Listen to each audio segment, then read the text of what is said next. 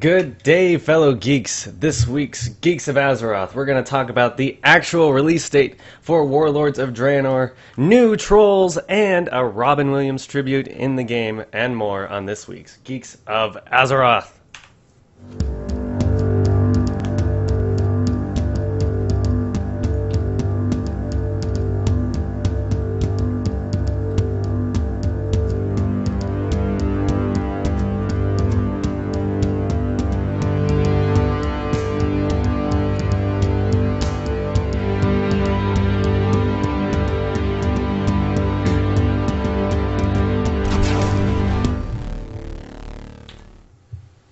Hello everyone, my name is Tarly and I'm coming to you live from my little studio here in the warm state of Montana.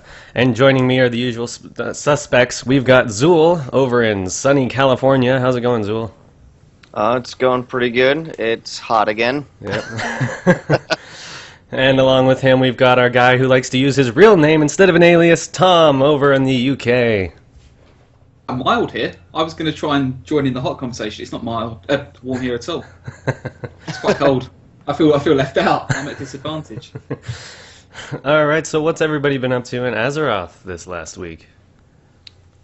Not a whole lot. You still haven't got your legendary cloak? Nope. I didn't even log on to any of my max level characters. I just messed around with some alts. I've been distracted by other games, if that's allowed. Shame. What about you, Tom? That's why he's not going to BlizzCon. Not a true fan. To be honest, the same. As we suspected, Princess Gaze came back, and I thought this would be a great advantage to sort of just save all my collecting till then. So I did a bit of that, but I've done LFR so many times, I've got bored halfway through, so there's a load of raids, LFRs that I need to do still for the week, but I'm just so bored of the content. Like, it's so hard just having to literally bang your head against this content, and it's surprising, not in a bad way, but it's surprising how many people are still doing it with sort of lower level alts. You'd think by now there'd just be people smashing through it, but it does take a lot of time, so add that on top of it, you can see why people are getting really angsty about Warlords and why it should be out like tomorrow, yes. Ideally. I've spent the last week playing my Hunter. I got through the Valor quest line there, finally. Oh. And now I am on to Secrets of the Empire. Need 20 of those, and if I go through LFR maybe later today, while the gaze is still up, I can probably get all of them, knowing my luck. So you've got further than my main has with the quest on your full thought. Yes. And you're on the same spot as my main. I can't All it this. takes is determination, guys. Determination. And time. And time. Time is something I sometimes have a lot of when I'm not working. All right. And which we will have. All right, so what we're moving on to first here is obviously the big news of the week is...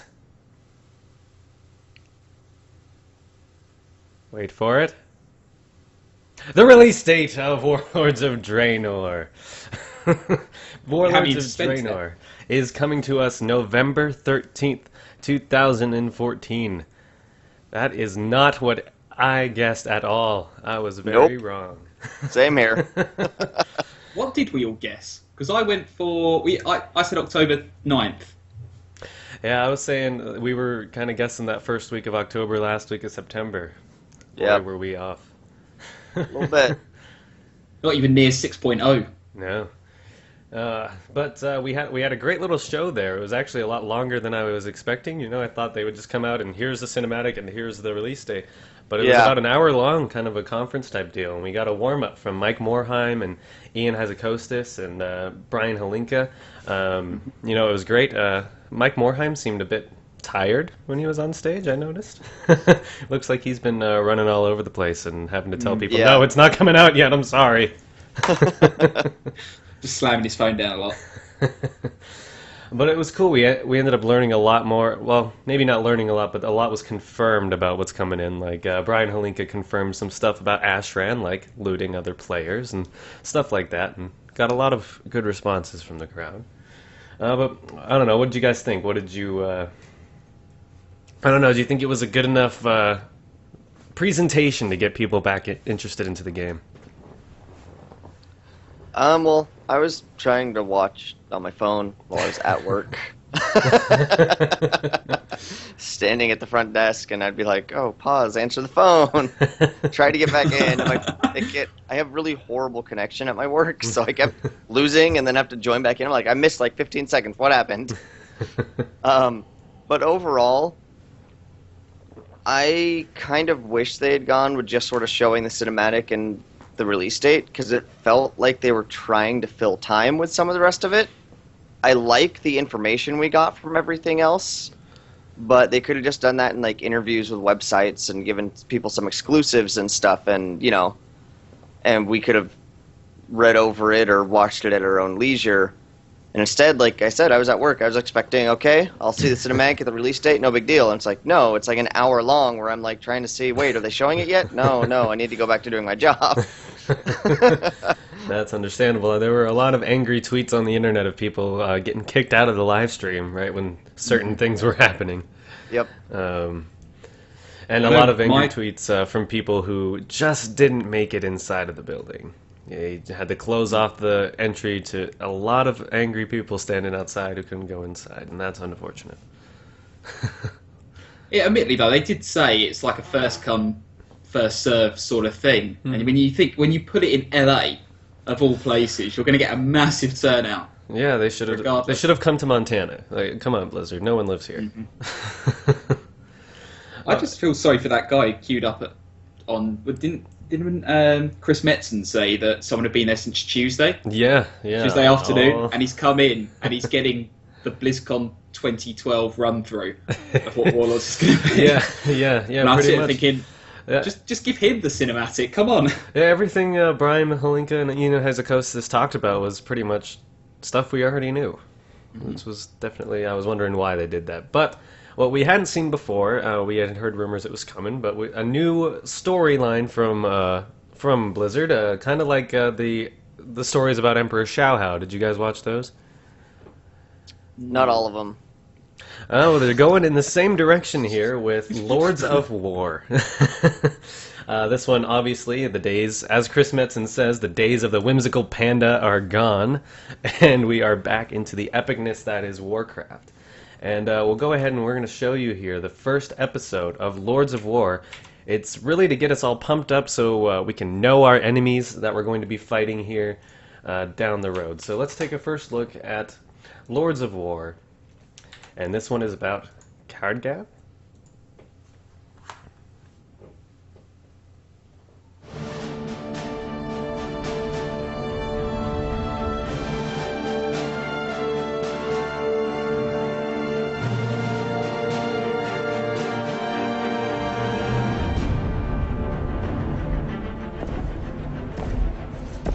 King Varian, the hour grows late.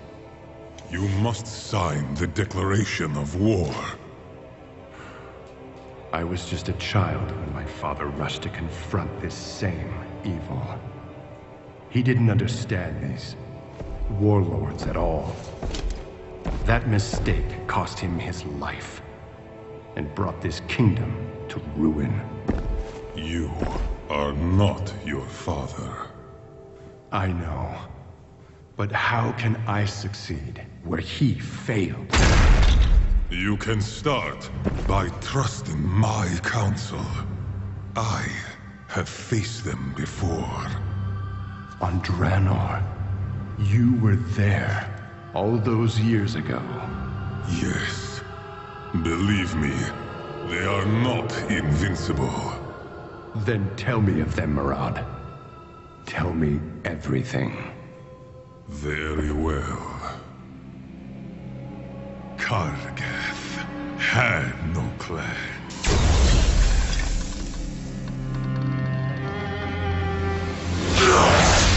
He was raised a slave.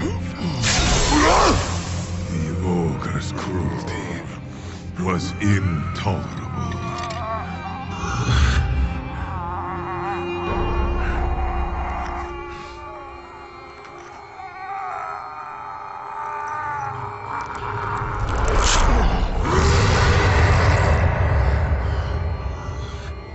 So he sought a way out.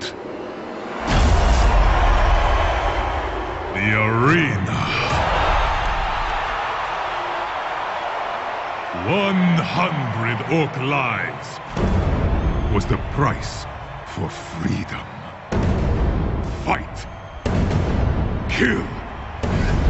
Salute.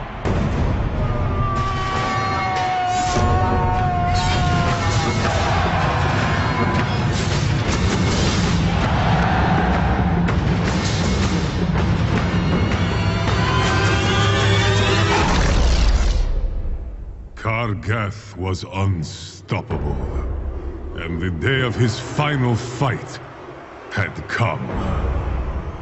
One last kill, and it was over.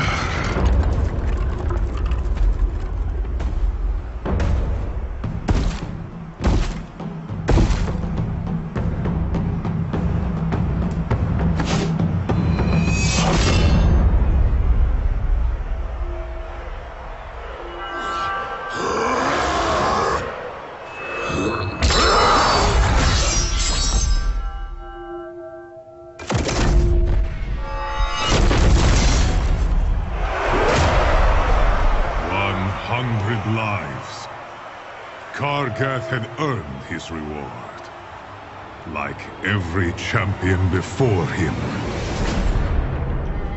Buried beneath the arena, the promise of freedom, nothing but a lie.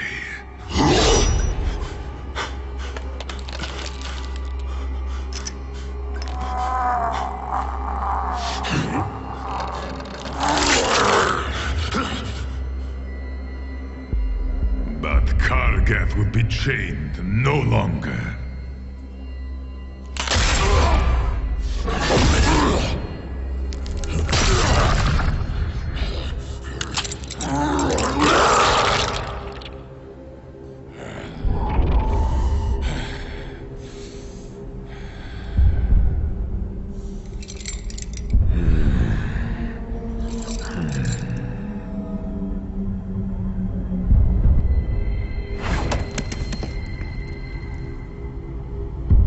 Take your vengeance.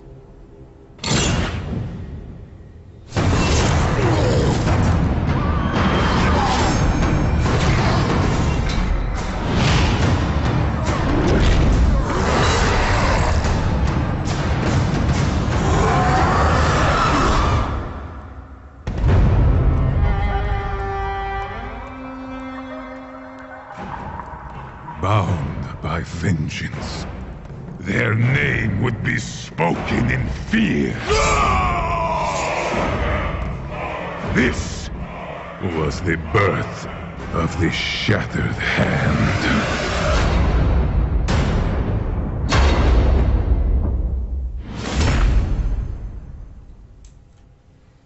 Cool stuff. Cool stuff. Definitely a good series. Definitely looking forward to that. Looks like we lost video from you, Tom. Oh, just in time. It stayed on for the whole time, and then it went. I'm back. Welcome back. So what do you guys think? Do you think, is this a series you guys are excited to continue watching, or maybe not watch it at all? I am. I really liked it. Kargath is one of my favorite. Ever since like the original RTS games, he was one of my favorite war chiefs in the Shattered Hand clan and everything. And so I was really happy they started with him, and I really like how the series is going. It's a really cool look at each of their origins. Yeah, and it looks like, we've been doing our weekly Warlords of Draenor. Thanks to Blizzard, we will have a good guideline of which ones we're going to be talking about each week. Blizzard also released a short little teaser to reveal what's coming next in this series. So let's go ahead and we'll take a look at that. if YouTube will load.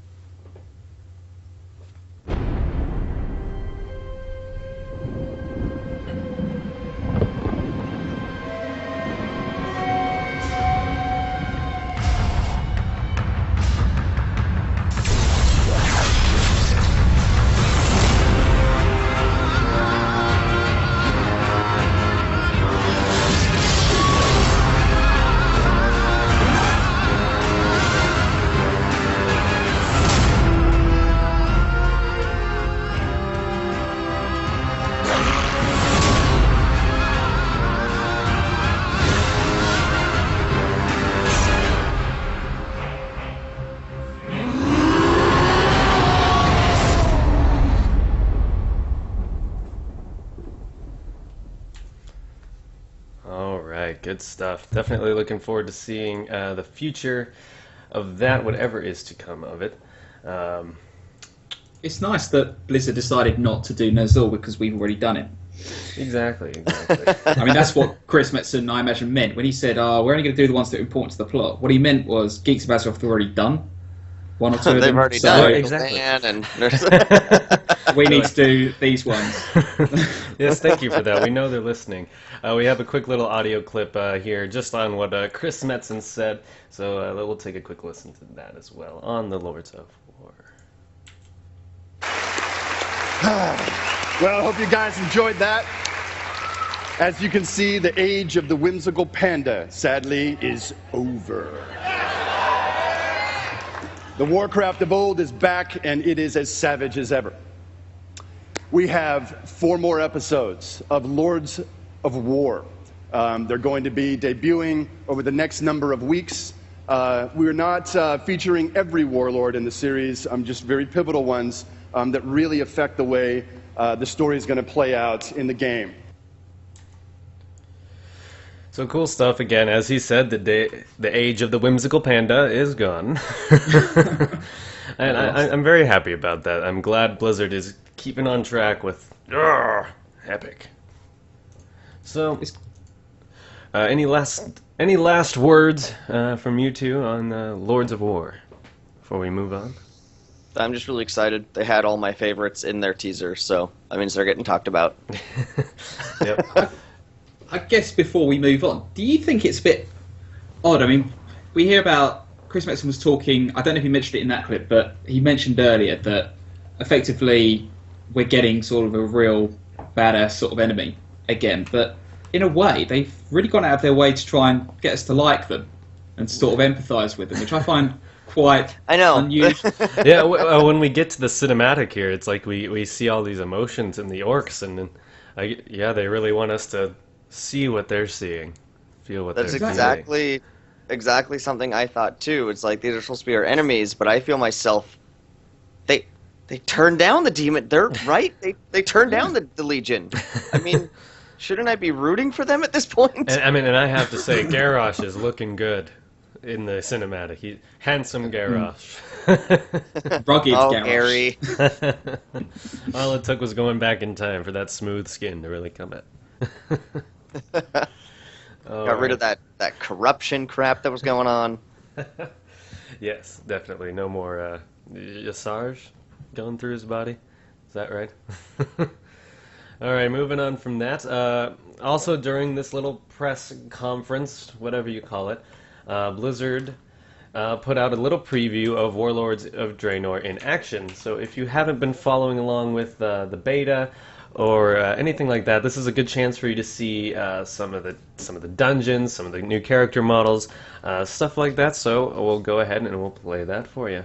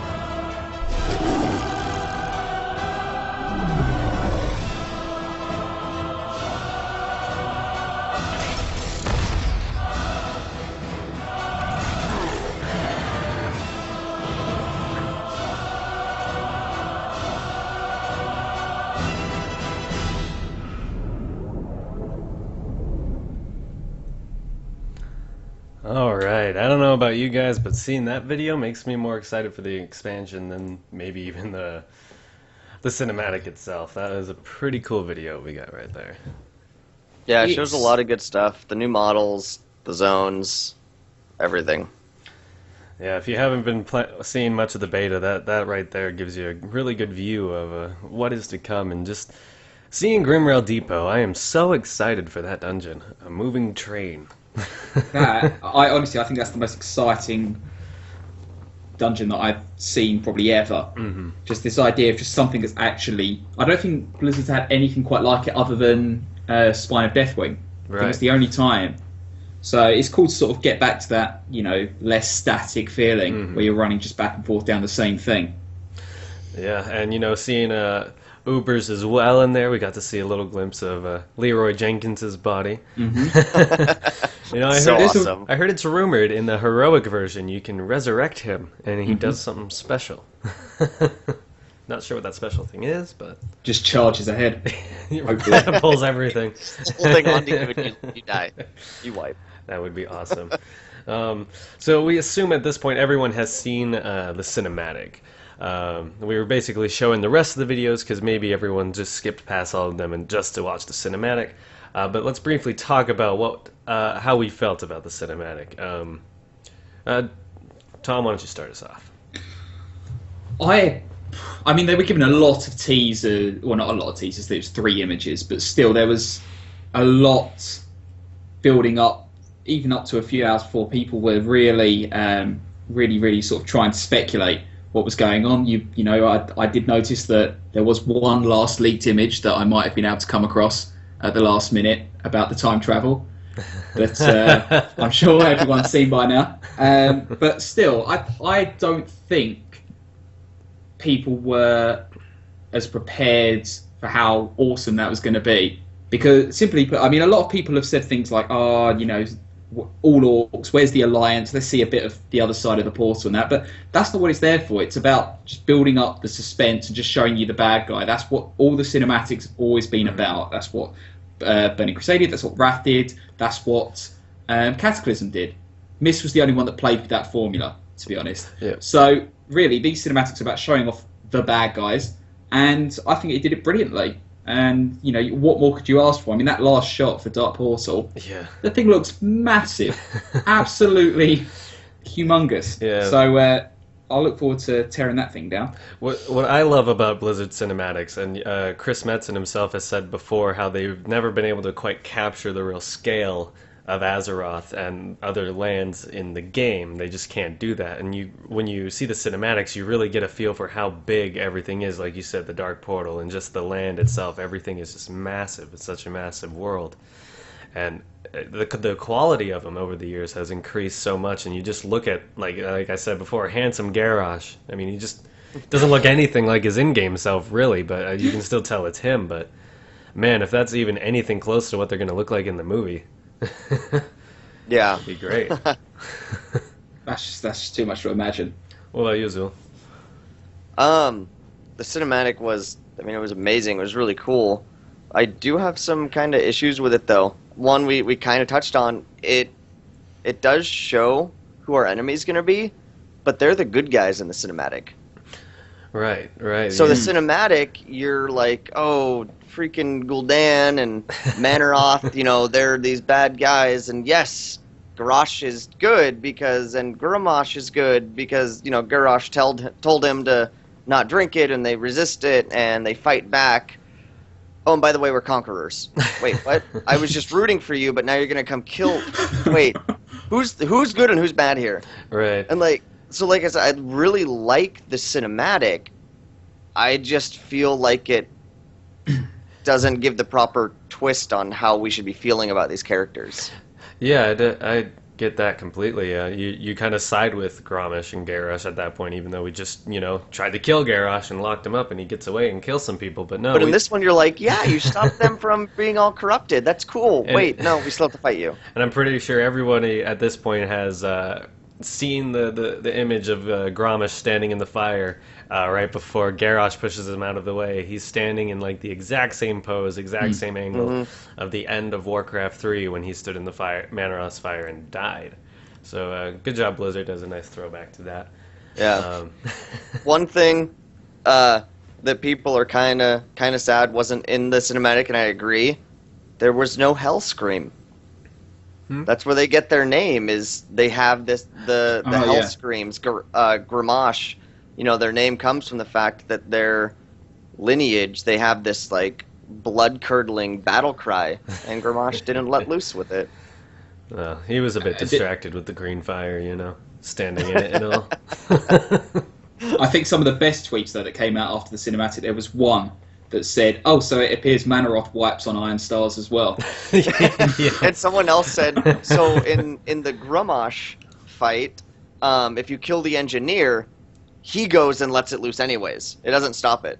So yeah, that's gonna be unfortunate. Oh, good, we stopped the engineer. Oh, crap. Send the tank. But I think it's... I lost track of what I was going to say. What I was going to say was I think they've made, throughout the last expansion, Garrosh, they really worked to try and make him so multi-dimensional, but the problem is that really the core story is Garrosh just wants to wipe everyone out. And he's using the Iron Hordes. Exactly, but that doesn't come across. He just comes across as the sort of guy who's liberated this race. So I think you're right. So it's a mixed message because it's looking at it and it hasn't really, in a sense, been as true to what it was before. You know, Garrosh, I imagine, should have been a little bit more, you know, blood-curdling rage and just wanting to wipe everything out. And I think, but saying that, I bet you the intro event will just settle that pretty clearly. But we also know now, I could tell from the cinematic anyway, that Garrosh is now not in a leadership position. He is following his father. And you get that when he immediately picks up Gorhal and hands it over to Gramash. So I think Garrosh is out of the leadership position, so he might not be as crazy anymore. In this time that we've been, you know, pretending to repeatedly kill him for the last year, he's been under his father's leadership at this point and learning from him, probably calming down a little bit. He's kind of an advisor. Yeah, I mean, you can see, you know, like when Gramash is holding Manaroth's blood and he looks back at him. Yeah. Which was funny because I just rewatched the cinematic, and right when it got to that part, the little Skype window that, you know, like goes over whatever you're doing to show you who's active, Tom appeared in it, perfectly placed as Garrosh's head. So Gramash looks Spoiler back, alert, and it's Garrosh. Garrosh's body, and then Tom was like, oh, crap. Underneath his shirt is that rippling physique, and I do have Gorhal just outside. Chilling, right? I knew it. I knew it. But of course, revealed at the end of the cinematic was the release date, November 13th. This is literally the Thursday after BlizzCon.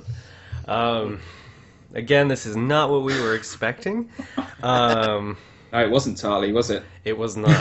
I'm a bit concerned about this because this is 2 weekends in a row I'm going to have to be taking off of work. Come on, Blizzard. Come on. But really, I mean, it does solve their problem of, you know, the World First race not being done in time, you know, for BlizzCon. But it does create an instance of any, at least U.S. People racing for the World First. They have Thanksgiving within 2 weeks of the release date. So I don't know, that may be iffy. Maybe they just will eat their turkey while they're playing. Thanks for the food. Where are you going? Just leave me alone. But you know, I'm really not as upset as some people are about it. I think it's in a decent time frame. You know, it's still not going past December like their predicted release date anyway. So I'm not too upset about it. Just more surprised. I definitely think the inconvenience, it seems to be, is in personal circumstance. People are either happy because they have enough time to get a new PC, or they have enough time to unsubscribe to WoW, have a break and come back, or in my case, get settled into a new job city and then get a new PC. Whereas, and the inconvenience for, like you say, Tali, is people like yourself who go, well, now I've got to book off work. It seems the game has almost come out of the equation now in terms of whether this is convenient or not. It's whether people either have the time, money, or just can be bothered to wait along. And they also the anniversary event is the Tuesday after the release of Warlords. So, wondering if you have to be level 100 to participate in the event, or if you can get scaled up no matter what level you are. If you have to be 100, that might make some people frustrated. I know myself, I will be 100 by then for sure. But probably on multiple tunes. You know, who knows? Might have 100 XP. I don't know. It took me 9 years to hit max level, so I might have some problems. See you in the deep below then, Zul. Yeah. But also, you know, this might be some distressing news for you as well. That is the release date is the same week that Halo the Anniversary comes out, the Master Chief Collection. What? Yeah, that comes out that Tuesday, and then Warlords on Thursday. The struggle is real, guys. The struggle is real. That's a tough one. It's no. It seems like the question about why we have the announcer. Sorry, I can't remember the guy from GameSpot who was doing all the presenting, doing a great job. He comes out at the end, I remember, and he's like, "Yes, you heard it first. You know, Warlords of Draenor is going to be out on the 11th of November, 2014." You hear this great cheer, and I swear, then he goes, "That's a week after BlizzCon," and you can just see, you could just hear almost like less excitement in the cheer. Oh. You think, as people, that just dawned on people. We actually have that audio clip here. I'll play that for you.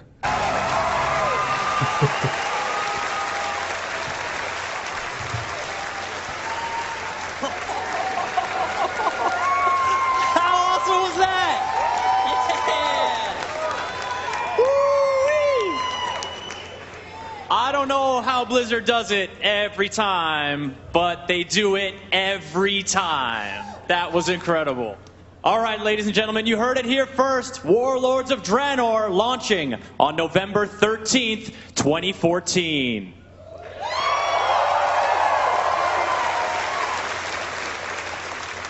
That's just a few days after BlizzCon. Any of y'all going to BlizzCon?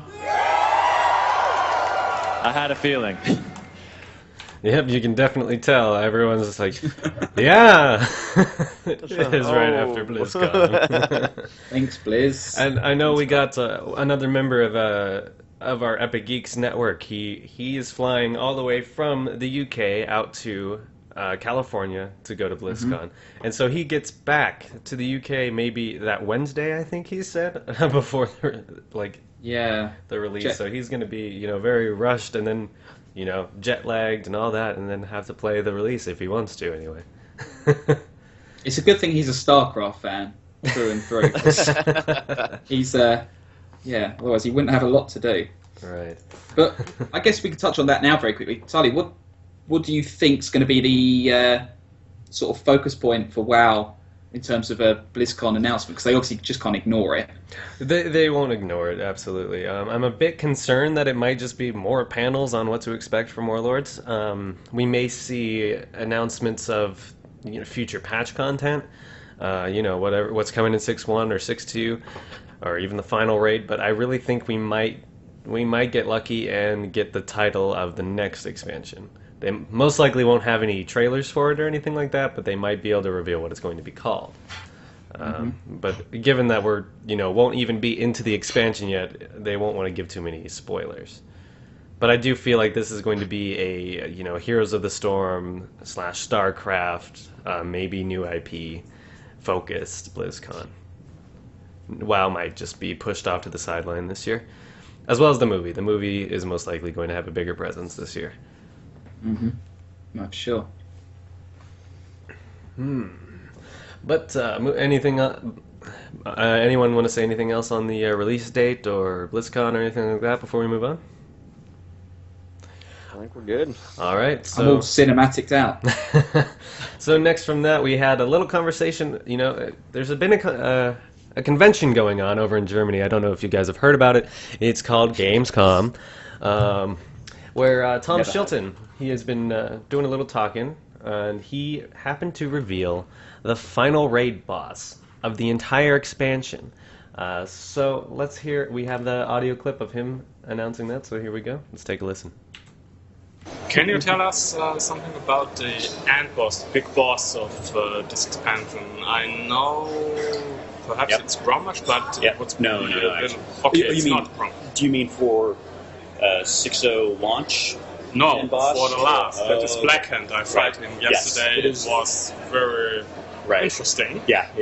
But no, I mean for the whole expansion. Yeah, it's Blackhand for 6.0 and Grommash for the final raid tier. Okay. Yeah. There you have it, Grommash Hellscream. What? We need to get Coltrane on here so we can get a big what? He's so good at that. Yes. I just realised the way I cut that bit of audio, it sounds awfully like an interrogation scene from Indiana Jones. Now, Mr. Chilton, tell us what's the final tier bosses, and then you get Tom Chilton. Well, saying, what do you mean? You "What, mean for 6-0, or do you mean the final content? Yeah. And then you hear them, they go, "No, I have already faced Blackhand yesterday." You're like, okay, Tom, just give them the answer, mate. They're going for it. So, Grommash Hellscream. Yeah, which they really quite specifically said it wasn't going to be an orc at all. So, as we know, when we go into BlizzCon this year, we can just kind of ignore everything they announce because they're going to take it back later. No, Lies. they don't have all the models ready. Blood Elves aren't coming they out. Did say they kept that. promise. This is the first. Speaking on that real quick, I love how, what's his name? Mike Morheim, when he was on stage talking about new character models, and he briefly said, and a couple more to come after launch. He barely, shuffled that off. But yeah, they said it wasn't going to be an orc, and now it's an orc. It's Garrosh's father, wielding the same weapon that we fought in 5.3, 5.4. And we now know he can use the Iron Stars, so those are there. So we here at Epic Geeks are a little concerned that we are going to have a rehash of Siege of Orgrimmar, but Siege of Draenor, I don't know.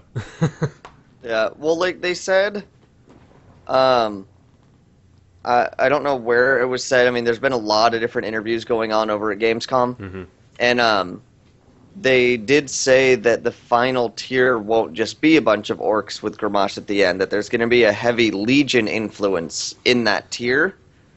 Legion. And I'm wondering how that's going to work out, because the whole point is that they didn't go under the corruption of the Legion. Yeah. So why are they suddenly a heavy presence in the final tier? Well, we know that Gul'dan is still around. He didn't get killed in the cinematic, just kind of pushed over by Garrosh. And he was green, so he had already been corrupted. And we also know that Rathian has made his way to Draenor as well. Again, if you read the book, Rathian is over there as well. So, and Rathian has been talking about the Legion for a long time, but we really don't know. We just know that, as you said during an interview, the Legion is confirmed. So maybe we'll have a demon-corrupted Grommash, I don't know. But it'll be interesting either way. I'm sure we'll find out more maybe at BlizzCon. Yeah, they could come out and as the story progresses be like, oh, never mind, this is actually really cool. Who knows? Yeah, definitely. It's all going to be about the middle tier that we see, whatever that's going to be, and that'll lead up to how epic the last raid is. But anything on that? Any more comments about Grommash? Tom, you haven't said much about it. What do you think? I was just going to say, as long as the final tier isn't, Grom manages to get through the portal and, look, it's Siege of Stormwind. With Iron Stars. I mean, Stormwind's bad enough without Iron Stars. No, as long as it doesn't last a year. You Alliance players, you need to have your city destroyed too. Feel our pain. Collect that insurance check like we were talking about last week. Yeah, I feel you. I'm really hoping that they'll make it a little bit different, obviously. But, I mean, it makes sense from a lore perspective. Grommash is the leader of this Iron Horde, so it does make sense that we would fight him. I just figured we might be going along the different path of finish off the Iron Horde right away and move on to some other threat like we did with Pandaria. But moving on, I think Zool has a topic that he's very excited to talk about here. Maybe just a little bit. I don't know. Why don't you take it away, Zool? All right, new troll models. Finally. What? First one I wanted to see, the last one we're getting a look at before the expansion. I think they look great. And like they said, the main thing that was holding them back was getting the lips around the tusks. And the way they did it, it looks awesome. Like, if you look at the old model, the bottom lip is just a straight line with the tusk over the top of it. And then you can tell that it's just painted on. You know, there's a flat upper lip that just suddenly goes around the tusks. And the new ones, like, the lips naturally go around them. It looks really cool. I'm excited to see them actually opening and closing their mouths, you know, in the emotes and the facial expressions to see how it interacts in movement. But the females look really good too. Obviously, they don't have the same tusk problem because they have the smaller tusks, but a lot of people that play female trolls pointed something out. There's one troll face that almost everybody that plays a female troll picks because it's the only one that doesn't look super ugly. And it's not the one face they showed. And they're like, come on, no one uses the face they showed in the art craft. Everyone uses that one face. Everyone knows what it is. No, and I can definitely see a huge difference between the female characters, but when I have the male pulled up here with the old one and the new one, I have to say this is one of the models that it's hard to... the difference isn't as big as some of the other ones is. They really did a good job keeping the form here. You can really see they kept true to the nature of the troll, hunched over the same, but you got real good definitions in the muscle texture. And I want him to stand up, so he's the tallest there is. Yes, like, but it really is in the face, like you were saying. They've really improved this facial structure here and how well it looks. The tusks go around the lips, like you were saying. It looks fantastic. The male troll, you can see the biggest difference in the one where he's yelling with the white and orange face paint. That's where you can really see the big difference, I feel. Yep, those tusks look like they are actually a part of his mouth, not just painted on like you can see in the other model here. Yeah. I have one problem with the new troll models. Trolls are supposed to have fur. Is that right? Yes. Come on, please. Blizzard. Well, forest trolls actually have moss. Their skin actually supports plant life. So forest trolls are green because they're actually covered in a thin layer of moss. Jungle trolls are like blues and grays and purples because they have a soft, very short layer of fur. Well, in game, if you take a microscope, we are jungle trolls. If you take a microscope up to Vol'jin and look at his skin, it's actually fur. It is not skin. I was just hoping that with the new models, you'd be able to tell that they had the fur. The old ones, I just kind of brushed it off because you can't tell anything with those. Yeah. I was hoping with the new ones, you'd be able to see that at least a bit, but. Well, judging on on our past shows and then announcements from the week, Blizzard obviously watches our show and takes everything we say next and week, makes it so. They'll just make blue Tauren and say, "See, they're trolls. They're furry." Yes, that seems like a great solution. And we move the tusks to their heads. just put a tusk everywhere. But overall, I'm really excited. I can't wait till we can see them moving around and stuff. So aside from Blood Elves, this is the last one. Am I right about that? We are not missing any other models. Well, they haven't done art crafts for everything. The male Night Elf. We have not seen the male Night Elf yet. Besides little screenshots of the uncompleted, but still kind of updated from beta and stuff. Yeah. So aside from that reveal and Blood Elves, we're getting there. So obviously it's 3 months away from release. So we'd hope they'd be done with it. We're gonna run out of things to talk about soon. Just be like 2 months to go. Just wait. Well, hopefully we'll be in beta by then. Yes, Blizzard.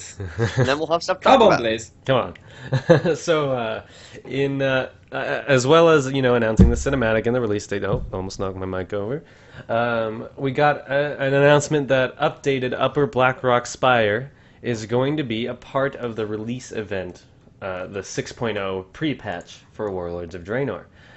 Being level 90, you will be able to zone in, queue up for the 5-man dungeon, and get a taste of what's to come with the new 5-mans. What do you guys think about that? I'm myself am very excited that we'll have at least something to do in the pre-patch. I'm really excited because it'll give us a taste of group content while letting us get used to the new way abilities are working and the, pruned abilities and everything and the stat squish.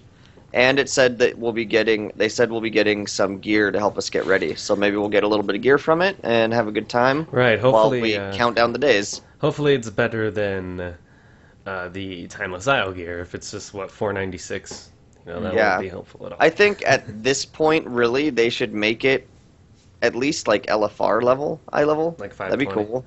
Yeah. I'd be tempted to say 540. Or maybe just between the two, simply because it's not that hard to boost LFR gear these days. So to make it sort of interesting, it might be nice. But it's so cool that they're finally giving us a taster of the story effectively. I mean, I know it's only half a dungeon. You only get to see the first half. It is the first half of the dungeon, so maybe it's going to be a pretty big dungeon, or we just won't be playing much of it. Who knows? You walk in, there's one room, a boss. That's it. Wait, what?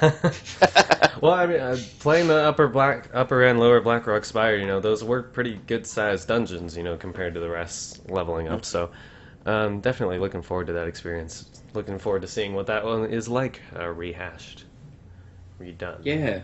But speaking of 6.0. When do you guys think we'll be seeing that? Well, I mean, they said it's going to go up. They said it's going to go up on the test servers soon. So, We'll see beta soon servers after. or PTR servers?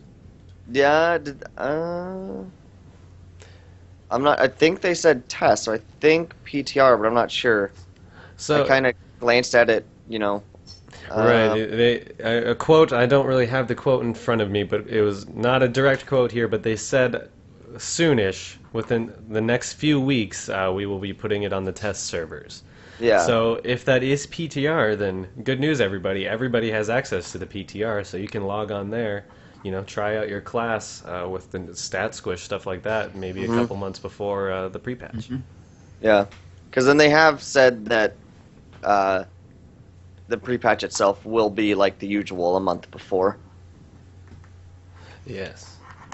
I think that because it's such a pivotal change in the mechanics of the game, there has never been a patch quite like this, and that's not just an off-the-hand statement. The entire almost core mechanics of the game are shifting. So you've got to. It's not just about giving us content because we want content. It's about Blizzard letting us have the opportunity to actually get used to the game that we're trying to get invested in. You can't have it so that people only have 2 weeks to get used to, stat squishes. I presume there's going to be all sorts of other features and talents. Mythic level rating. All the rating changes are going to be implemented on Siege of Orgrimmar. And another thing they haven't really talked about, but it was said in an interview that when you go into Fleck, or I guess it'll be normal or above when 6.0 drops of Siege of Orgrimmar, and you kill Garrosh Hellscream, if you do not have your heirloom already, you have a 100% chance of getting your first heirloom. Ooh. Really? And then, definitely. And then if you already have it, you have a much higher rate of getting ones for your alts. That's normal or above, you say? Yep, so flex or above, but it'll be normal at the time. So, of course. That's great. Well, I'm gonna have to be like, hey, guildies, let's go do this. Yeah, definitely, because I've been killing Garrosh every week, and I do not have that bloody heirloom for any of my tunes. That's the one thing I have not accomplished, guys. At least there's something. We can beat him at something. We won't, so we won't. No. He'll have 5 of them by the end of the week. I know. Yes, as soon as that's live, I will have all of them. The patch just dropped. Log in. Wait, you already got. Never forget it. That's so cool, though, that they're willing to not hand them out. You obviously got to work for it, but it's nice that they're actually using the opportunity to give people that content to carry with them. Yeah, I mean, it's something you can tell that they want people to have this. It's something they put in the game for everyone to level up through Draenor with their weapons. So they're giving everyone the opportunity. Obviously, you don't just get it. You have to at least try and kill Garrosh. And if you can at least accomplish that on normal, then, you'll get rewarded for it. Finally. At last. I'm just wondering, since, the achievement to get the mount and stuff is from normal. When that changes to heroic, will you still get it in normal? Which will then be equivalent to flex? Who knows? Yeah, who knows indeed. I think because of the way heroic dungeons and LFR and flex or normal is sort of intermingling, I think that it would be fair to assume that you can treat flex with the same expectations you would normal. Also this week, Blizzard talked about, they kind of gave us some enhanced features of what to expect from the looking for group or raid. I don't know what they're calling it anymore. Looking for feature.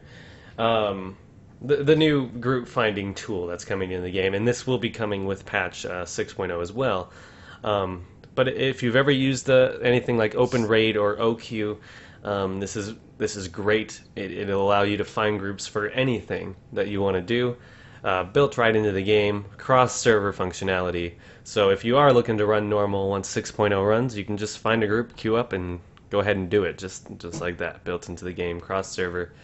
It's going to be awesome. Yeah. Can't wait. Yep. So moving on from that, we had some very, very bad news out of Hollywood this week.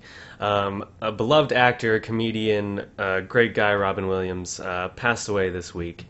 But as a lot of people didn't know, Robin Williams was a very big WoW player. Gamer in general. Gamer in general, yeah. I mean, his daughter's named after Zelda. Yeah. It's awesome. And so he loved raiding. He was considered a hardcore raider back in the day. Not, he kind of lost track here and there, but he would raid with fans and do BGs and all that kind of stuff. So a little a petition went up on change.org. I got emailed about that. I signed that right away when I saw it. And Blizzard confirmed that Robin Williams is going to be made into an NPC in World of Warcraft. This is awesome. How do you guys think he'll be actually implemented? They'll probably keep it rather simple, just a nice little tribute, and probably just give him some little lines from some of his, his more famous lines from various movies. I'd say that's what they should do. Just keep it simple. Don't try to make him a quest giver or anything like that. Just someone in a central place that all characters from both factions can get to. And, some nice little lines or something. I would just like to see a Miss Doubtfire running around with her chest on fire. That would that would make me very happy. Oh, that'd be awesome. But this is great. This is definitely a good thing. Blizzard responding to their community, asking for this, and it's well deserved. Yeah, it's awesome. For sure. I think it's really cool that they stepped up so quick and said, "Yeah, we'll do it." And like I said, if they just keep it nice and simple, just a really cool thing for them to do. Yeah, this is, I've never seen anything like this come out of a game before, so this is just one reason I love Blizzard. There's petitions for similar things for other companies and games, too. Yeah. Blizzard really stepped Robin up. Williams. Yeah. This is just one reason I love Blizzard as a company, because they accepted this immedately, responded to it within a day. Within a week, and boom, they're like, yeah, cool, we're doing it. Mm-hmm. So, and I was going to say, it's not just Robin Williams. There have been some in-game tributes to a whole lot of people, even players. In the Tauren village, there's the little, Tauren kid that asked you to get his dog. Mm-hmm. Mm-hmm. You guys know the story behind that one, right? No, I don't. Why don't you tell us? Okay, yeah, no, that character, there was a kid who had cancer, and his Make-A-Wish thing was to be involved with Blizzard because he loved WoW. And that's actually him voicing that character. He designed the quest and everything. Wow! Really? They visited him. They went to him in the children's hospital he was at because he had cancer. And yeah, it's his voice. He recorded the voice for that character, designed the quest. The Tauren were his favorite race, so that's what they had him be in that little right after the starting area, that first village you go to. Huh. So yeah, Blizzard has done stuff like this, not just for celebrities. This was a little boy who it was his Make-A-Wish Foundation wish. That's cool. I'm gonna have to fly over to Mulgore here in a little bit and check that quest out. Yeah, like I said, it's actually his voice recording the lines and everything. It's really, really cool. Wow, Blizzard definitely is a great company for doing stuff like that. Yeah. So moving on. When we're not bashing them for not releasing right. stuff. But good job. So we're going to talk now. Do we think WoW expansions are going to be released sooner now, after Warlords, of course? Game director Tom Shilton has recently addressed this issue, coming out of an article with IGN. He talked about how they hired, roughly 100 new people to their team after Mists of Pandaria, or around the time when Mists of Pandaria was coming out, to start developing Warlords of Draenor. And so their team is now 220 people strong, and just for World of Warcraft. Mm-hmm. And so they explain how this process actually slowed them down because they had to train everybody. This is our style. We do things this way. They had to get everyone trained up. But now they're confident that they can release content at a much faster rate. But I don't know. Blizzard tends to be liars sometimes, or misleaders. Overly optimistic. Overly optimistic. There you go. Yes. I don't know. Do you guys think Blizzard could stand strong about this? I mean, they do have the more people now.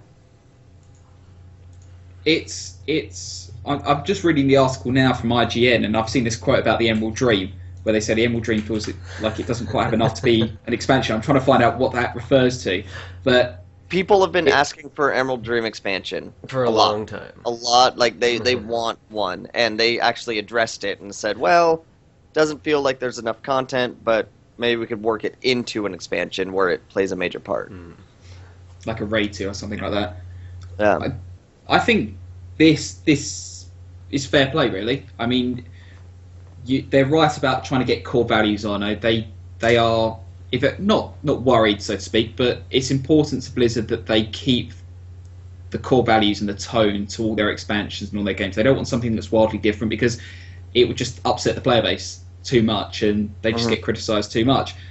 And I think, considering this and all the other pressures they've had to take on, revamping the entire game effectively, and they, like we've already said before, they're already working on the next expansion, not just naming it, actually physically working on it. So why can't they? Why can't they? I mean, yeah, they've struggled before, but if what they're saying is true, there's not really an obstacle to it anymore. The only reason they'd ever have an obstacle is if everyone unsubscribes in the next 3 months, which shouldn't happen, I think. But yeah, I don't think so. I mean, we have a direct quote here from him. We obviously very much know what we're doing for the next one. It's happening, and there's zones already in production for it. But then we have a number of different ideas for expansions after that. The order in which they happen, that's TBD.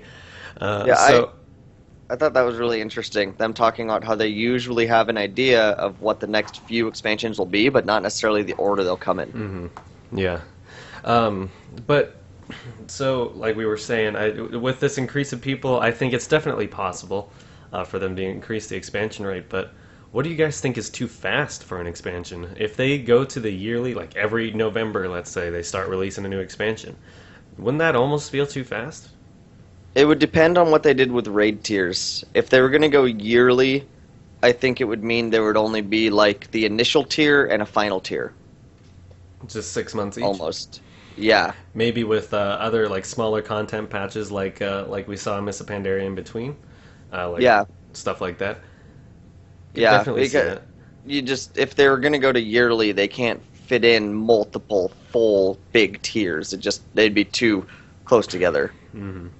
Definitely. Well, that would make sense how we could see Grommash so quickly being the end if they just have another expansion lined up right afterwards.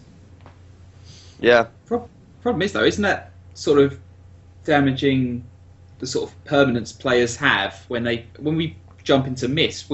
You have to be there for a while to complete it. You have to be there for a while to get involved.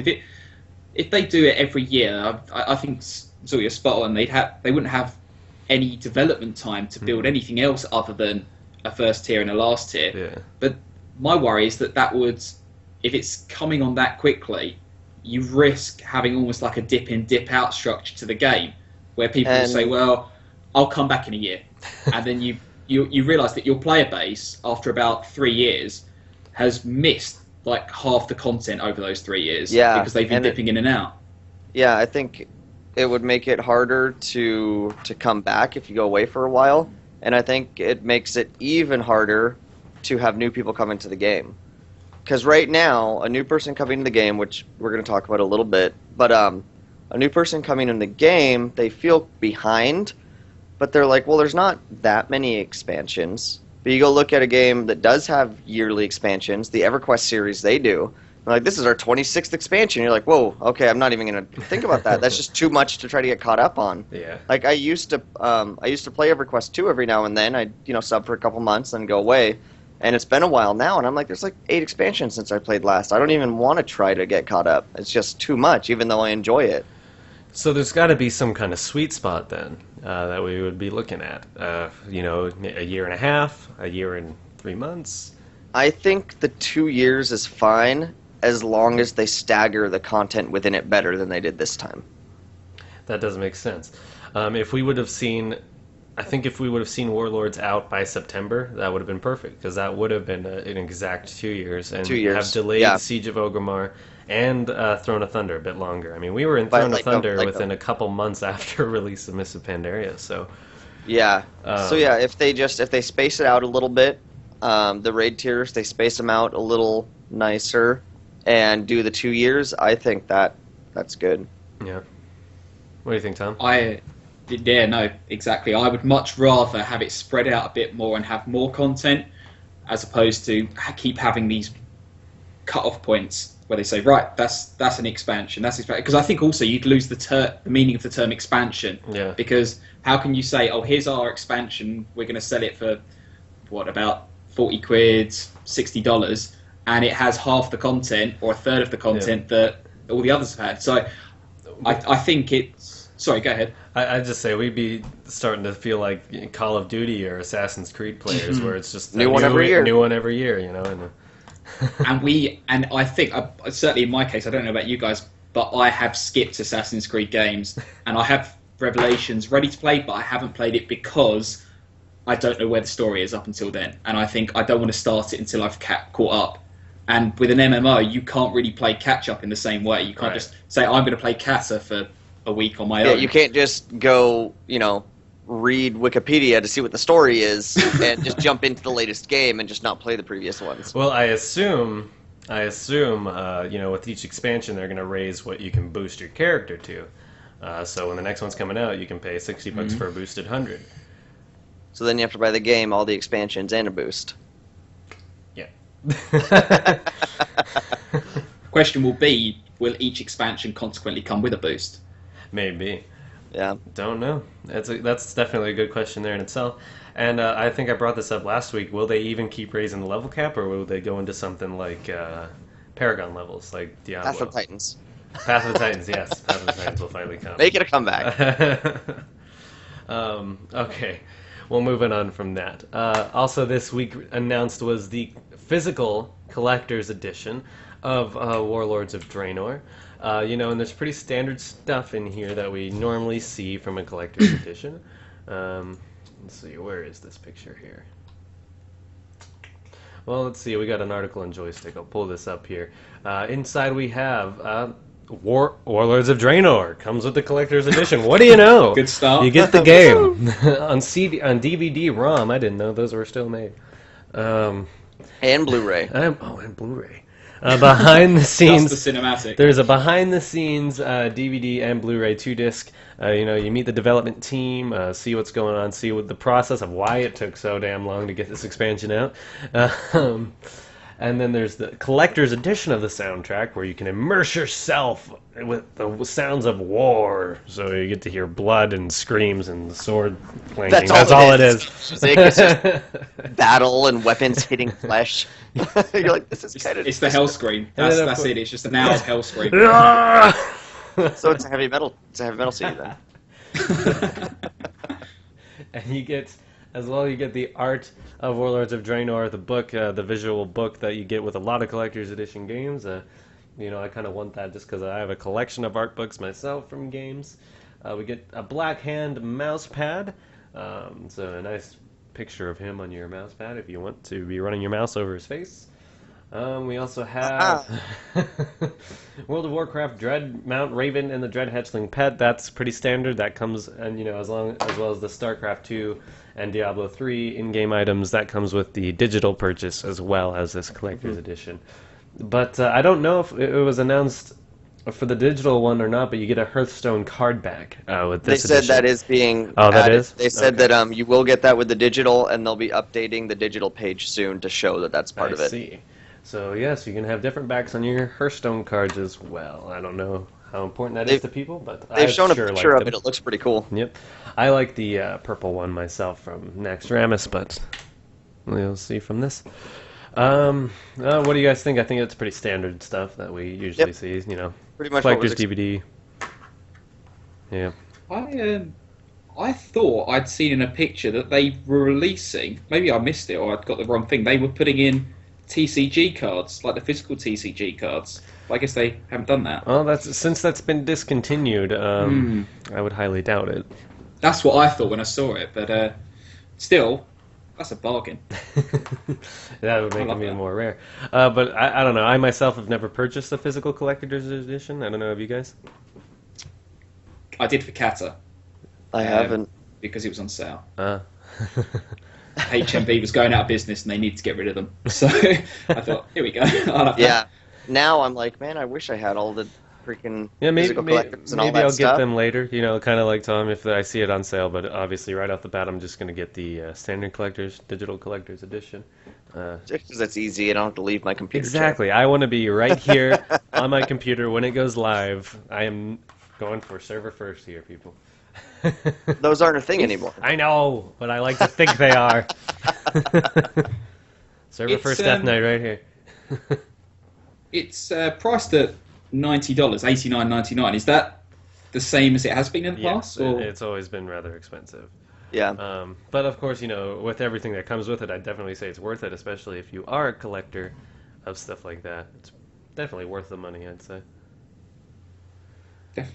But moving on, let's talk a little bit, again, we kind of briefly touched on this already, but the release of 6.0.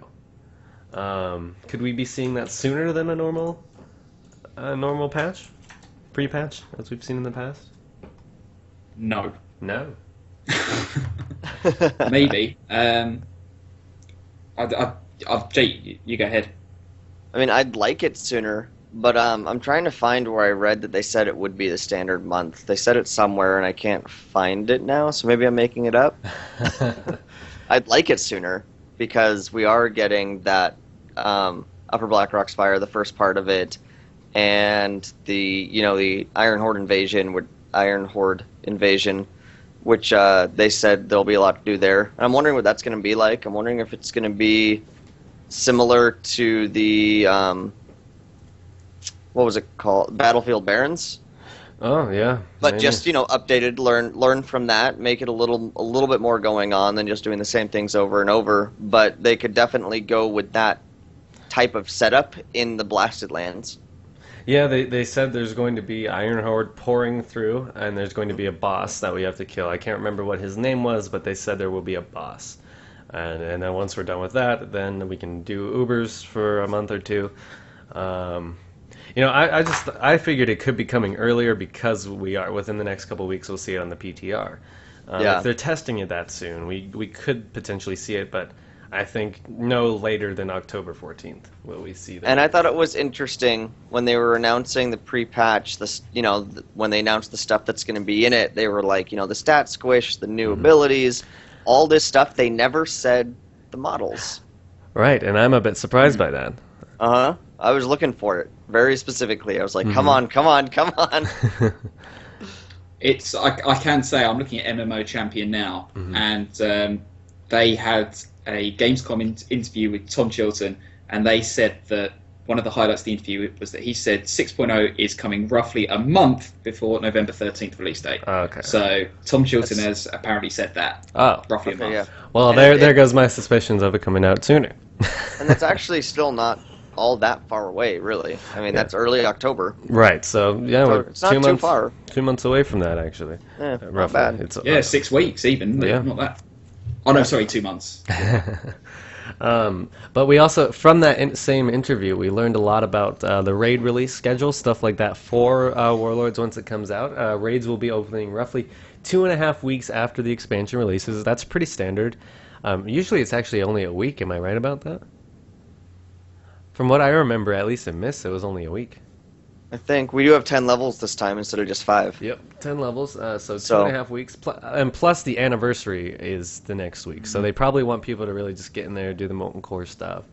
Yeah. Siege was a week in between, so I think maybe they're a little bit wary of doing a complete copy of Siege releases again. Maybe. So we have 2.5 weeks. It gives players plenty of time to enjoy leveling and stuff like that, so they're not feeling rushed to get up there to do their rating. Normal and heroic will open first. That's pretty standard as well. With Mythic and LFR the next week. So the heroic progression or the Mythic progression won't start right away. We have Blackrock Foundry being the first one. We'll open. Actually, no, Heimal's the first one, and Blackrock Foundry will open a number of weeks later. 4 weeks was the standard for Mogushan Vaults to Heart of Fear. And they said that was too short, though. So we could be seeing, which is good, actually. We could be seeing beyond a month between Heimal and Blackrock. Yeah, again, that's better spacing of them. Makes it'll work out better. Yeah, I definitely agree with that.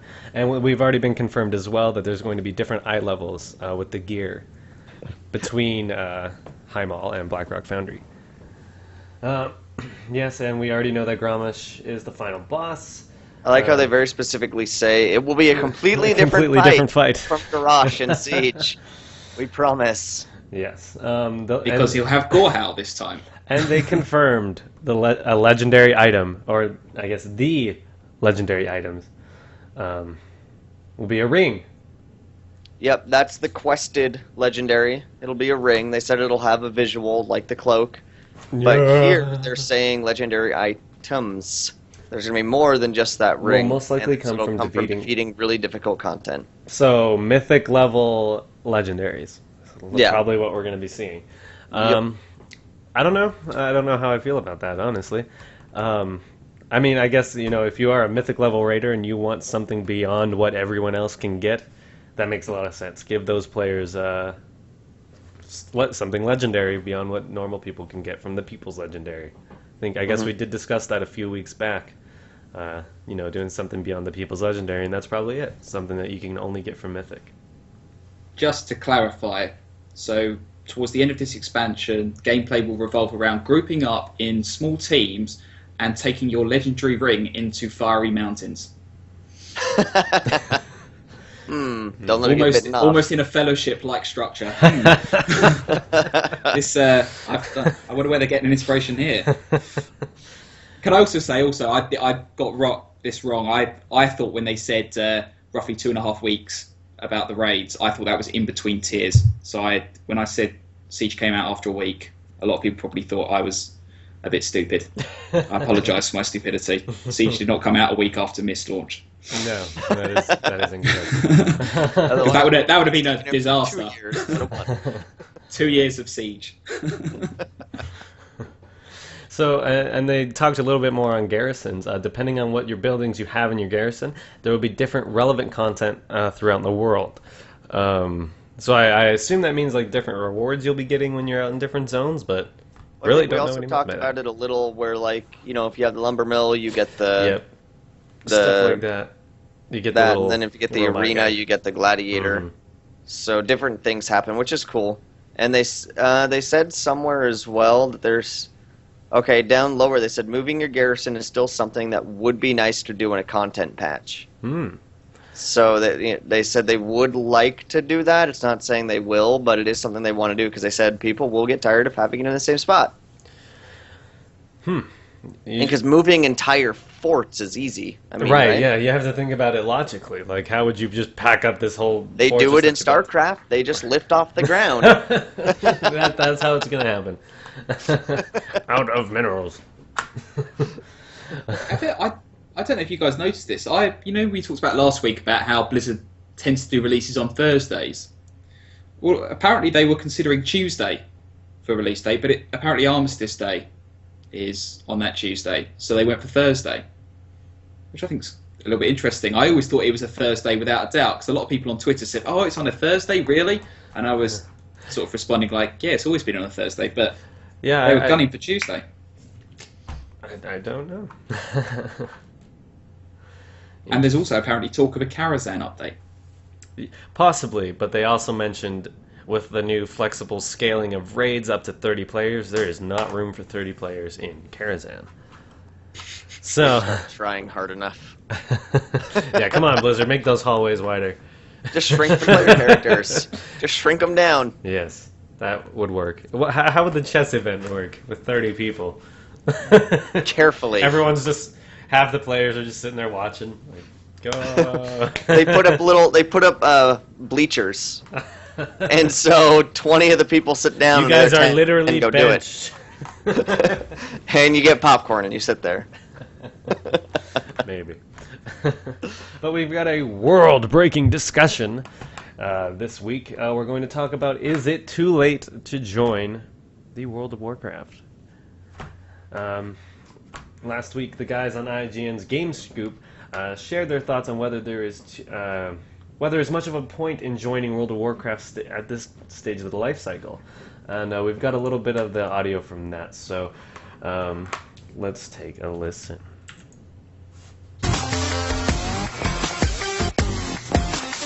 Samir writes in, asking about World of Warcraft. He says, I've been eyeing World of Warcraft for a long time.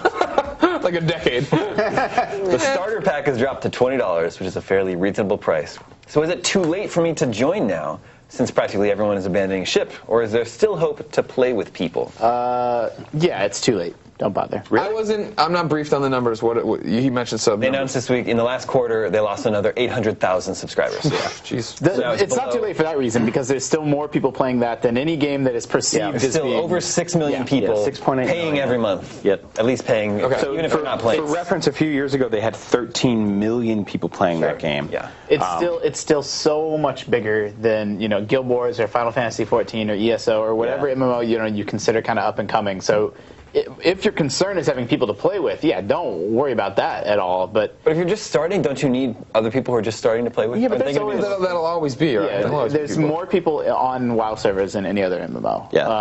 I would still say don't bother, just because. And this is coming from someone. None of you have played WoW, right? Like I played that game religiously for years, but it just feels old now because it is old. Like new MMOs have better ideas, they look better. They've sort of figured out things about the genre and iterated on it in a way that WoW is just on technology that's well over 10 years old, because the game itself was in the works for like 5 years before it came out. That's what I was going to suggest. Like, if you're itching to play an MMO, why not check out Elder Scrolls Online or Guild Wars 2 is a great one to start with. DC Universe Online. They have more action-oriented. This audio clip is heresy. Heresy, I tell you. Right? If you're looking for an MMO, just go to Elder Scrolls Online. Why wouldn't you? Right, the game that said it was coming to consoles, and they were just like, never mind. So what do you guys think of that? I would disagree completely with what they were saying on there, and maybe that's just my fanboy for Blizzard coming out here, but I don't think this is a bad time to join Warcraft at all. It may have been a year ago.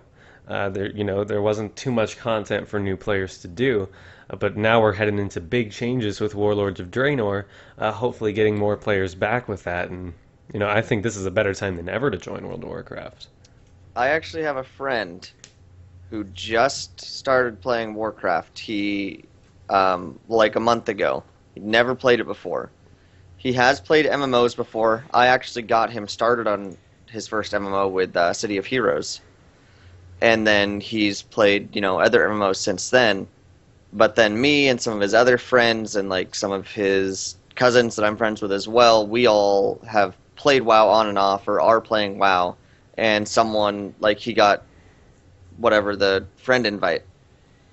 And so he played for just the free month. And he said he enjoyed it. He had a good time. He said it was fun to get into. There's cool stuff going on. But he has the other MMOs he's more invested in. That's the only reason he didn't stick with WoW, is because he is heavily invested in Lord of the Rings Online. He's a guild leader. He has lots of max level tunes over there. But otherwise, he said he liked WoW. And he'd never, he just came to it, like I said, brand new. I actually think the friend of his that sent him the friend invite, though, kind of screwed him out of having a better experience than he could have, because they had that huge XP boost and just ran dungeons. He just flew through the levels and never actually saw the content. Yeah, that is kind of the problem with Recruit a Friend. And I told him, I was like, what you should have done is you should have just, I told him you should just level. Just go through the levels, do a dungeon here and there with the dungeon finder. But by doing it with like the crazy XP boost you get if you're grouped with the person that invited you, it's like, what, a 300% increase or something?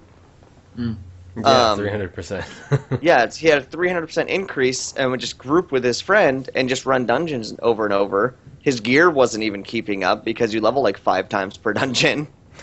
So it helped him get to the high level stuff, but he didn't get to experience the rest of the game world and the lore. And that was one of the things he said. He's like, I don't really feel connected. I was like, yeah, because of how your friend had you play the game, you don't feel connected. Yeah. You didn't see anything. It's not even the fastest way to level. You tend to find, I found quests are much, much quicker. But just to sort of pick up what you were saying, Ty, I agree. I don't think there has been a better time. And yeah, fair enough. If you get the Draenor pre-order, then of course you've got a 90 boost and you can play around with the tier content. You can always go back to any zone and just mess about with the quest. There's nothing wrong with that at all, to sort of experience the lore and get a feel for the world you've just joined, or at least the mechanics of your class, even if you wanted to play around with that. But even if you're starting new, there are still I've never had a problem where I've had to ever wait for say more than 5 minutes for a dungeon at a low level. The quests just take you through so quickly. You get endlessly into a situation where you surpassed the level of the content in that particular zone, and you just have to ride out because you can't level as quickly. You have to just move out. I genuinely think that the system's so streamlined and perfect for players just to get to where they need to be ready for Warlords, to get invested. You've got all these new you've got all this out-of-game content coming out to help get people invested in the new content even before it's even started. And the community, I mean, yeah, people bash things like LFR quite a lot and things like that, but genuinely, it's relatively smooth for what it is. I don't have that much of a problem with it. And, IGN also brought up, when they were having this conversation, they brought up the movie. And they said, this is a horrible time to release this movie. It should have come out, when there were 13 million people playing. But, I don't agree with that either, I think Warcraft coming out, even in 2016, this has nothing to do with World of Warcraft. Keep in mind, this is the origin story. They're trying to appeal to an entirely new market of people, not just the people who play WoW, but to anyone who would be interested in a fantasy type movie. And so I think that could really then make people say, hey, well, this is a great movie, maybe I should check out this game. Yeah, I think that's where they were off. Exactly like you said, this isn't a World of Warcraft movie. Yeah, it is strictly Warcraft. Yeah, it has nothing to do with any of the current content, except for when I remember somebody asked Duncan Jones at BlizzCon last year, does what we do in Draenor affect anything that happens in the movie? And he said he could not answer that at that time. You see Garrosh walk by in the back of the movie. Just wave. Right. You're like, wait, we're not seeing the real Warcraft, it's the dark alternate reality. Ah, crap. Come on, Blaze. But yeah, so I don't agree with a lot of what IGN's saying. They kind of seem bitter about Warcraft. And 3 of the 4 people in that conversation had never even played World of Warcraft, so... Or just dips in and out. Yeah. The one guy that had played was like, I don't think you should play it. What? It was very vehement about the way you said that. Back in my day, when Warcraft had a lot of people, So. And going back to the movie just very quickly, they say, oh, why didn't you bring this out when you had 30 million subscribers? You look at the rapid increase. Blizzard probably couldn't even believe how many subscribers it had. So I doubt the thing that they were geared towards was, we've got 30 million subscribers. I know, let's forget the game. Let's get a movie out, because that's what's going to keep them playing. Rumors about a movie have been coming in since 2007.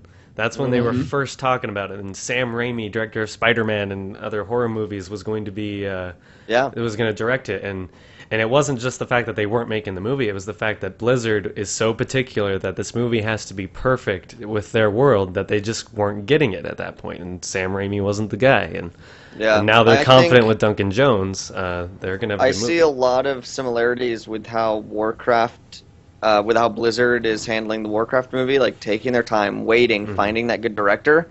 The same thing Marvel's doing with their movies. And it gives me, I'm like, that's a good sign, because that means it's going to be good. They're taking their time. They're making sure they have the right people involved. It doesn't just have to be a big name. It's someone that has done good stuff, but Duncan Jones isn't a big name director. Yeah, I mean, if you've seen Moon, though, you'll definitely trust his movie-making abilities. Yeah, if you've I seen like Moon, him. or He's even just Source not Code. a big name. Yeah, I like his stuff, but he's not a huge name director. They're picking the people that are right for the job. Not just that'll draw people in because of their name. Exactly. I mean, they could have just said, "Hey, Peter Jackson, when you're done with The Hobbit, come do this." Right? We'll pay you ridiculous amounts of money. And it's just Andy Serkis for every role. I'd be straight. Andy Serkis as Gromish Hellscream. What? Why is he running around on all fours? What? And then all of a sudden switches to his Caesar role from Planet of the Apes. You're like, I don't know what's happening. Orc hungry. What? Okay. Moving on. Another discussion topic here from WoW Insider. Do certain roles encourage bad behaviors? WoW Insider's Allison Robert has shared her thoughts on how certain roles and competencies seem to shape people's behavior in game. What's our experience with this? Tanks. I can definitely relate to that because every person I've ever tanked with, they're very arrogant. They're the leader of the group. They have to be the leader of the group because they're the tank, and no one can disagree with what the tank says because then the tank will wipe the group if you do. See, I'm the opposite. I like tanking, but I hate trying to tell people where to go and what to do. So I'm like, you guys lead. I'll just tank the stuff. And they're like, but you're the tank. You should lead us. I was like, but you go ahead. I will make sure to hold the aggro when we get to where we need to fight. And they're like, no, you lead. I'm like, dang it. Yeah, I personally have to say that I don't think it's what role you're playing that influences. I think it's just the player. Because you can have someone who, is a perfectly fine tank, and they accept their role and they play their role, but they're not trying to, boss everyone around just because of their role. They're just being the tank. Or same with healers. Like, I've seen so many healers just be so complaining because, no one else is following their roles, and they think that they're high and mighty because they have to keep everyone alive. But really, essentially, everyone's equal, everyone's needed. So I don't think certain roles cast people into this, their attitudes. I think it's just the players themselves. And also, not to keep flogging a dead horse, I think the way people are now, I think now the way people are approaching content, the fact that people like myself are having to go through, Mogasham Vaults for like the 200th time, and when you're, I'm in full flex gear, some normal, all upgraded, you're sitting there, you're nuking the damage meters, and you'll sit there like myself, and I have to admit this, I'll sit there and I think, come on guys, I won't type this, I'll just say, come on, we've got to be faster than this, I want to get my 3 sigils and I just want to get out of here. And you'll just have wipes or people dying, and you're like, come on, I don't, and you can understand in a sense why people are getting annoyed, because they just want the game to be as streamlined as they've been working at it, but they don't appreciate that people are trying their alts, and this is a circular experience. But I've tanked before, and it's so nerve-wracking. I leveled a pally just for the purpose of tanking at N tier, and after a week of tanking, I had to not leave the game, but I couldn't play for about 2 weeks because it's so much pressure, and because I remember once I was doing Terrace in the Springs, and I got kicked because I used the defensive cooldown at the wrong time. So everyone was like, oh my god, this tank's rubbish. Oh, and look at his armor as well, he's got like a timer's isle piece, kick him out. And the game's too streamlined sometimes. Yeah. People just think they can get anyone in, they can get like a 560 eye level tank and just destroy content. So I think you're 100% right. It's the player, and it's a sign of the times potentially as well. Yeah. All right, so we are running the show long today. Moving on quickly, we'll talk about our segment Warlords of Draenor. This week, obviously, we are going to be talking about Leroy Jenkins. No. He is one of the warlords. I would actually like to talk about Leroy Jenkins. We're going to be talking about the guy featured this week on the segment, Kargath Bladefist. He is Zul's favorite Warlord. One of my top two. But he is the leader of the Shattered Hand, and now after watching that video, you all should know why they are called the Shattered Hand clan. This guy's a big bad, and we'll let Zul take it away because he's his favorite. Okay, yeah. So Kargath Bladefist and the Shattered Hand have been like one of my favorite orcs and clans since way back in the good old RTS days. Of the very first Warcraft and everything. Probably just because they had a really cool, their little logo for their clan, their banner, and Shattered Hand, Bladefist. It was all just really cool sounding to little kid me. But yeah, the video does a really good job of showing why that's his name, obviously. And I just like the fact that his clan, they aren't a clan because they're from the same area and they have this long history of culture. No, they're a bunch of escaped slaves. That is who they are. They overthrew their masters, and now that's who they are. So they don't have the same history as the other clans. They're very new.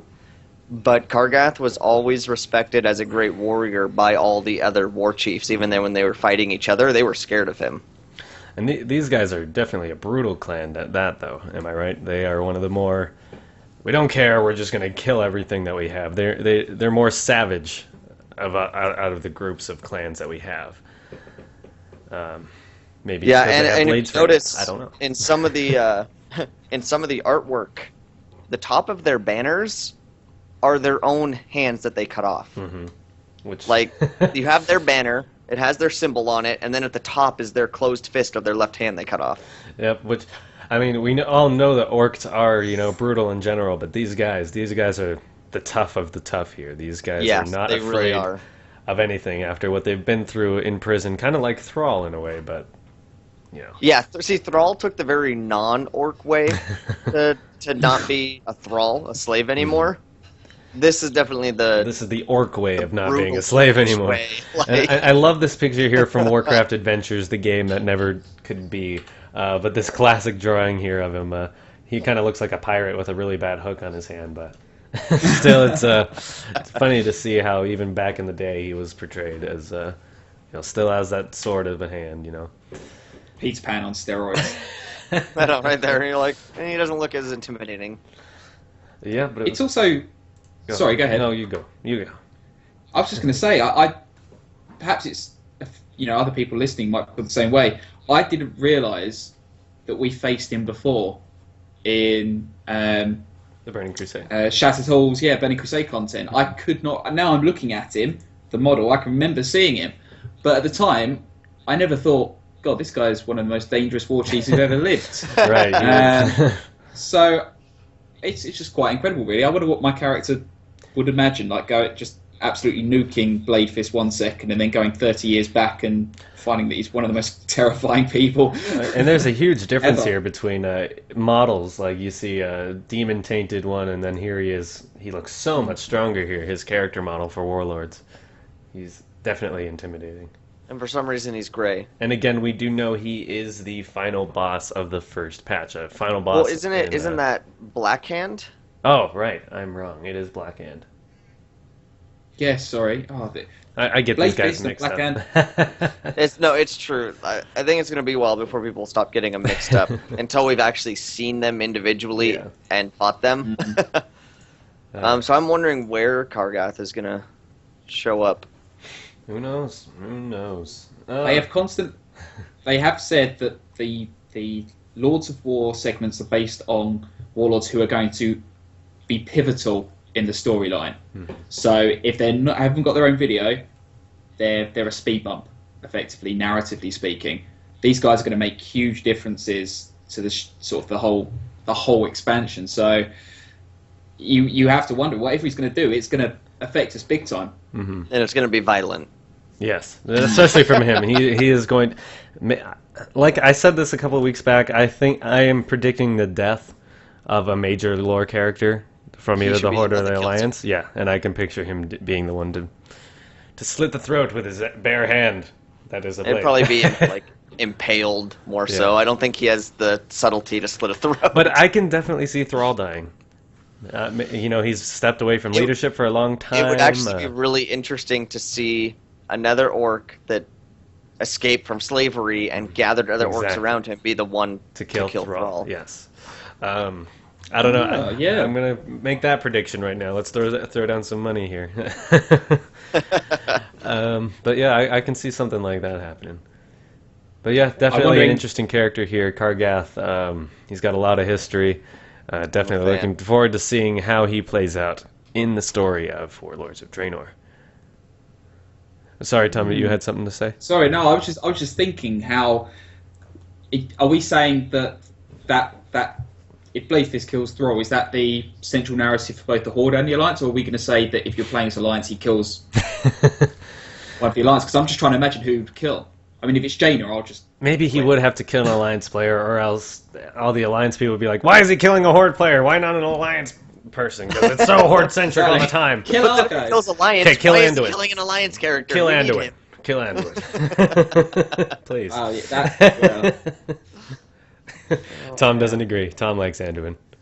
Am I right? I don't... Not particularly... Well, I think it... I don't know what they've said about Anduin in terms of how he's going to progress, but I think he's going to be interesting. I think just Jaina. Kill Jaina. Kill Meriden. Wasn't there actually Malfurion or something like that? I'd go Malfurion or Tyrande. Tyrande hates the orcs. Yes. Maybe they'll. Yes. Whisperwind. Get rid of her, and then put a gnome in charge of the Night Elves. Yes. Lore Lords. Make it plot twists. Gnomes and Dunasses, that's brilliant. All right, well, moving on. We got some shout-outs this week, if anyone has some, but we've had one particular that somebody posted a picture on Twitter this week. It was very, very interesting that it got pointed out in this way. We have the picture of Garrosh Hellscream, previewed from Siege of Orgrimmar, as you can see right here. And then there was a statue of Grommash Hellscream at Gamescom this week, and guess what? It's exactly the same! And I saw that posted by John from Azeroth Roundtable. I don't know, if he saw it someplace, but he's the one that I saw post it. Yes, and John he said it's not actually Grommash. Garrosh just put on a wig. It's uncanny. It is. It's the exact same pose. I mean, the other hand and everything. The upturned left hand, open, holding the axe out in front, right foot slightly elevated on something. It's the exact same pose. Yep. They had to have done it on purpose. There's no way they didn't do it on purpose, but then what was the purpose? Why? Like father, like son. I think that's exactly what they're going. I was thinking of that. Just Blizzard putting like father, like son, and using it as a marketing tool. Who knows? It is interesting. I mean, I don't know. I don't know, Blizzard. I don't know. Maybe, maybe it's supposed to be like what Garrosh has always tried to be, his father. But he's never going to be. Yeah. So that's maybe that's fair. He's just living up to his father. Oh, it's sweet, actually. I'm really starting to like the Iron Horde. They're really nice guys. I know, they are. Now we have to kill them. Yes, unfortunately. Seeing if I can find this picture here. Yes, Garrosh, we have Garrosh hashtag handsome. So we can see, whoops. Nice little post from Reddit here. Look how pretty he is. He is a very handsome guy in this cinematic. Hashtag handsome for sure, Garrosh. You really got your stuff sorted out. Looking good. Looking good. Get rid of that hat. Kick that nasty habit you had. Abusing Yarsaj for so long. Take me for a ride on his Iron Star any day. Massive He's like the Bruce Willis of the Warcraft universe. Now I don't want him to disappear. I wanted to keep him around. Now, see, I've just gotten too used to thinking of him as Gary the Rosh. If you guys watch Flex Mode, Gary the Rosh. Gary the Rosh Hellscream. He's just this poor misunderstood guy that is just—he's nice. Yeah, you can see it in his eyes. He loves his father. He's a daddy's boy for sure. Any other seeing that the quality. The quality is so good there. Just definitely. like you said earlier, Tarly. You know, if this is just their cinematics, imagine how good these are going to look in the movie. Exactly. And I know the head of the cinematics team is heavily involved in the animation for the movie. So. Such a good sign. Yep. So, any other shout-outs this week? I myself like to give a shout-out to my guild, Gambit Gaming, on Hyjil, keeping it strong, going 12 out of 14 out of 14. I always forget how many bosses there are. Keeping normal mode crushed every week, progressing through heroics nicely. Shout-out to those guys. They're working real hard. What about you guys? Shout out to you guys listening right now. Yes. Hi, live viewers. No, I guess a big thanks to obviously anyone who's supported the show so far, because it's been this show's 7, isn't it? So 7 shows in, going strong. I like it. Let us know what you think. Yes, definitely. We love comments. We love feedback. We would definitely take feedback. If I had the Twitch page open right now, I could see if anybody was actually talking, but I don't. That's bad streamer quality right there. I do. There's some people in the chat room today. Hi, people in chat room. People in chat room. Hello. Special shout out to you. Anything else? I think that's good. It's taken us out. I think it's a lot this week. We've had a lot. Yeah, I mean, we knew there would be a lot coming straight off of that press conference this week. But again, if you would like to get a hold of us, I am on Twitter. I am Tarly_Pawz, PAWZ. What about you, Zool? At ZoolGeek. And Tom. At TC McIlroy. And obviously you can follow us at not Epic Geeks. Well, you can follow Epic Geeks, and you can also follow Geeks of Azeroth on Twitter. And we are, if you want to send us any viewer questions, we would definitely love them. Send them to geeksofazerothe@gmail.com. We would love your questions to do a viewer segment part of the show. Other than that, hope everyone has a lovely week in Azeroth, and we will see you again next week.